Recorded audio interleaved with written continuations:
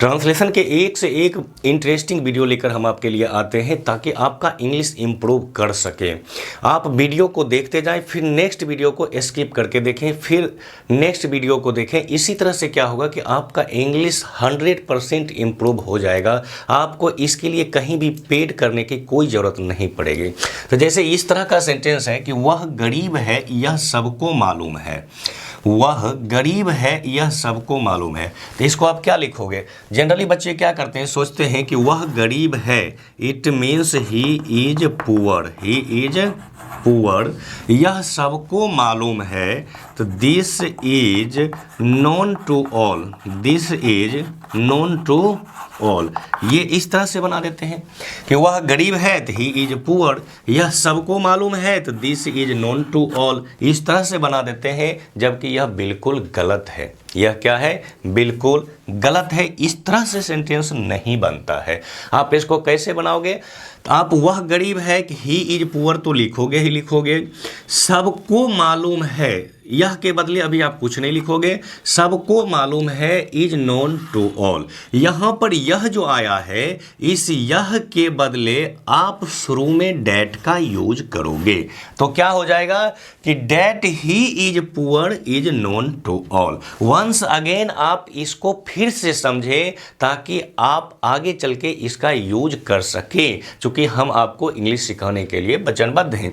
तो यह क्या है कि वह गरीब है तो ही इज पुअर, यह को छोड़ दें, सबको मालूम है तो इज नन टू ऑल, है का इज हो गया तो is known to all, is known to all, मालूम का क्या हो गया? None.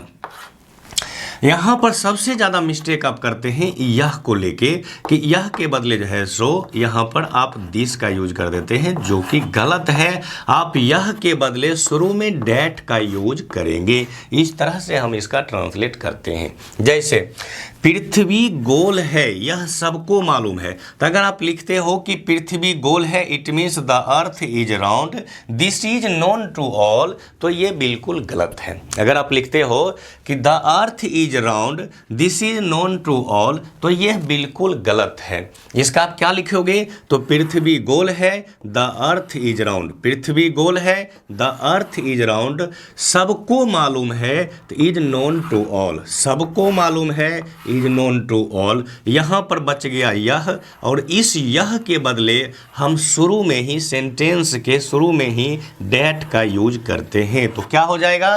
That the earth is round is known to all, that the earth is round is known to all. इसी तरह से वह ईमानदार है यह संदेहात्मक है।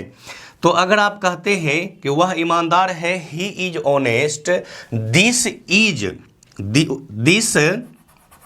इज डाउटफुल, तो यह बिल्कुल गलत है। यहाँ पर आप दिस का यूज नहीं करेंगे।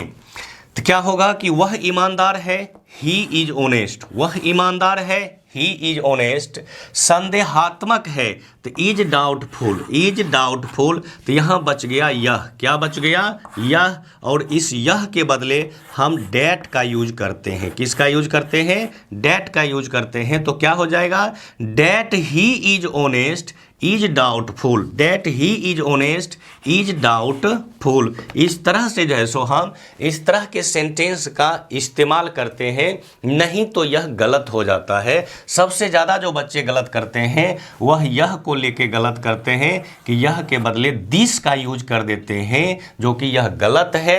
इस तरह के सेंटेंस में यह के बदले हम सेंटेंस के शुरू में डैट का यूज करते हैं। देख रहे हैं, यह के बदले सेंटेंस के शुरू में हम डैट का यूज कर रहे हैं। तो इसी तरह से आप इंग्लिश सीखते रहें और अपने इंग्लिश को इम्प्रूव करते रहें। और वीडियो देखना है तो चैनल पर बहुत सारे वीडियो जो है सो दिए गए हैं। आप सभी वीडियो को देख के आप अपने इंग्लिश को इम्प्रूव कर सकते हैं।